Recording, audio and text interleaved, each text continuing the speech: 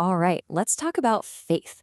It's a word we hear all the time, right? But what is it really? Today, we're going to put on our detective hats and investigate. Because what if our modern idea of faith is actually setting us up for a crisis? Okay, let's just dive right in with a question that I think for a lot of us can really hit close to home. You're trying to hold on to your faith, but your mind is just buzzing with questions, with intellectual doubts. Does that mean your faith is broken?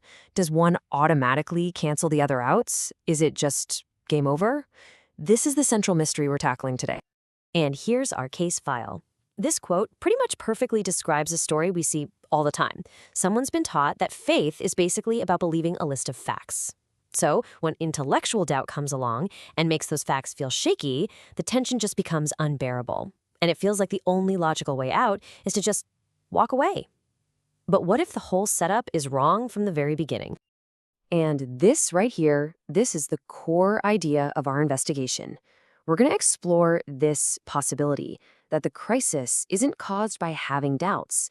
It's caused by working with a modern, kind of fragile definition of faith that's just not built to handle the pressure. A definition that's drifted a long way from its original, much tougher meaning. So here's our game plan, our investigative roadmap. We're going to look at this modern crisis, then uncover two huge clues, the original blueprint for faith and the mechanics of trust itself. Then we'll put it all together to build a new solution, and finally, see if that solution actually closes the case on some of these old puzzles. Let's get into it. All right, our investigation officially begins. And our first clue takes us way back in time. See, to solve this mystery, we have to look at the original evidence, the actual Greek word that the writers of the New Testament used for faith. Everybody, make pistis. This is the ancient Greek word that gets translated as faith or belief in our Bibles. But here's the thing linguists and historians have found. Something really important got lost in translation. In the first century world, pistis wasn't primarily about, just agreeing with facts in your head. It was about relationship. It was active. This slide, this gets right to the heart of our first big clue. There's been a meaning drift over the centuries. You can see it here.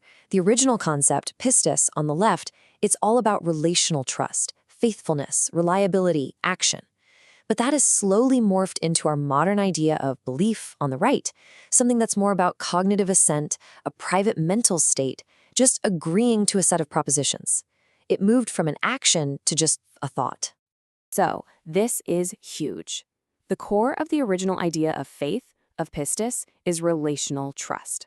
So that means to really crack this case, we have to figure out what trust actually is. We use the word all the time, but what does it really mean? Well, it turns out philosophers have thought about this a lot. And here we find this fundamental distinction, reliance versus trust. They are not the same thing. You rely on an object, like this chair. You make a quick calculation of probability. Yep, it'll probably hold my weight. But you can only truly trust a person. Reliance is a calculation. Trust is a relational act you perform toward another being. So what this really boils down to is that real interpersonal trust isn't just about predicting what someone will do based on the evidence. It's an action. It's a stance you take in a relationship that often goes beyond the available evidence. It is, as our source puts it, a mode of action in a relationship. Okay, let's recap. We've got our clues. Clue number 1, faith's original meaning was all about relational trust. Clue number 2, trust isn't a thought, it's an action you perform. So now, let's get to the solution and see how these clues build a completely new and way more resilient model of faith. This quote just nails it. This is the breakthrough. Faith isn't some static thing in your brain, a belief that you either have or you don't. No, instead, it's a dynamic function you perform. It's a disposition to act in a certain way inside of a relationship. We can actually picture this as a process. It starts with inputs from your head, your beliefs, your hopes, your acceptance of certain things, and then you have inputs from your heart, your desires, your love, your commitments. When your head and your heart work together, they produce the output, a practical, relational disposition to act with both trust and loyalty. So it all boils down to this simple, but really powerful equation. Faith isn't just trust, it's a loyal trust. That loyalty piece is key.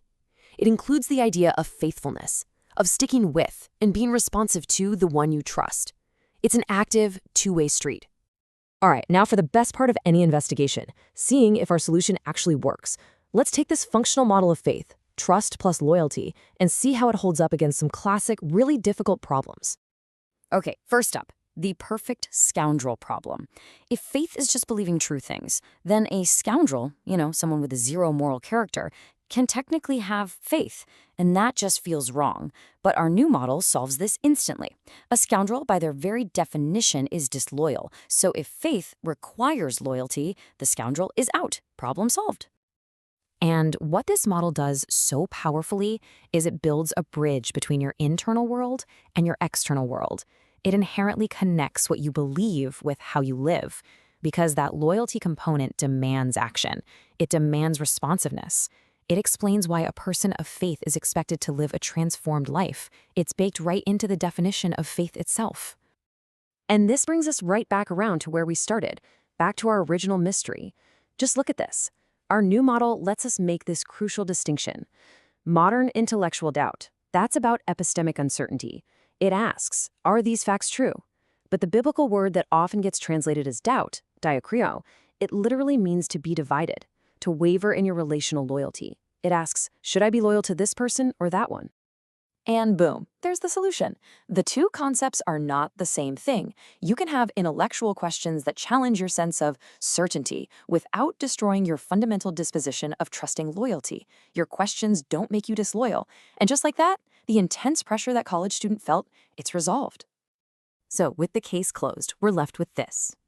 If faith is not something you passively have, but an active, relational, loyal trust that you perform, well, that changes everything. It moves faith out of just being in our heads and puts it into our hands and our feet. It stops being about having perfect certainty and starts being about faithful action. Which leaves us with just one remaining question. What action will you take?